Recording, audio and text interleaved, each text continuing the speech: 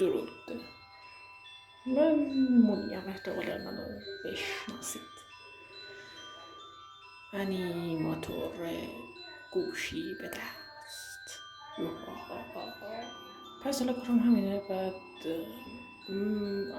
یه عادت بدی که دارم، اگه میخوام کاری انجام بدم باید همون دقیقه انجامش بدم، وگرنه دیگه میمونه تا ابدالده. آره، من خیلی موجود رندومیم. اگرم بینید یه ذره یه جوری دارم حرف میزنم، دارم همیشه رندوم تو ذهنم یه چیزی انتخاب میکنم میگم. کلا اعتقادی به نوشتن ندارم. سر داستان نویسیم هم همینجوری هم بذارید این ویدیو در مورد این باشه که چی شد من رفتم سمت انیمیشن. خب در واقع اینجوری شروع شد. من یه روز داشتم توی یوتیوب می‌نوشتم میم انیمیشن و این چیزا برخوردم و گفتم که این چیزای خفنی شروع یادم بکشتم. گفتم من میخواستم انیمیشن درست کنم. من تا 2 ماه پیش تصمیم داشتم انیمیشن درست کنم.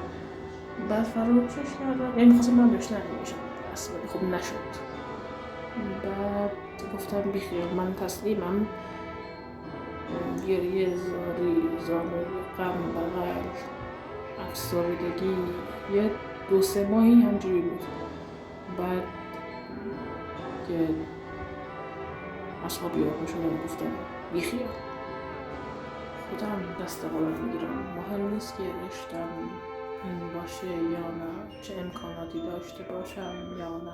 من 5 سال پیش با گوشی کار کردم، هنوزم گوشی دستمه، همون گوشیه. بعد گرفتم دستم، شبونه نصف شب تون کشیدم، همجوری کشیدم تا اولین کارمو ارائه دادم. قبل از اون من تا حالا هیچ گونه تجربه‌ای در انیمیشن سازی نداشتم. فقط صرفا یه سری ویدیو می‌دیدم که چه شکلی استوری بود، مثلا استوری بود چه اصلا انیمیت میشه، یه سری چیزای جزئی هم روی سلسلاتی همونا رو استفاده کردم. تازه اونا رو هم نمی‌دیدم، یعنی از رو انیمیشن های دیگه می‌دیدم، رفرنس می‌گرفتم. بعد اینجوری شد که انیمیشن کلا رندوم شروع شد. همینجوری عشق شروع شد. گفتم اگه چقدر میتونه سخت باشه، اصلا چجوری یه انیمیشن میدم این آتشش بگیره بخوابه. من از 5 سال پیش آتش دارم که این آتشش بگیره بخوابه، ولی خب آتشش نخوابید، بدترم شد، سرایت کرد. خلاص آره، من شروع کردم کشیدن تا اینکه داستان یاد میشه 10 دقیقه‌ای برم. بعدش کردمش 5 دقیقه‌ای، 4 دقیقه‌ای، 9 دقیقه‌ای، همه کردم دیگه گوشتم شد 25 دقیقه. کلی حذفیات، یعنی اونی که الان داریم تو چنل میبینید اورجینال نیست، خیلی حذف کردم واسه اینکه اون جایی که اسم کردم ممکنه چیزی باشه، اورجینالش یه جای دیگه است، توی چنل دیگه است که الان دست من نیست، ما نیست شد. اون انیمیشن همینجوری عشق شروع کردم در شد درستن.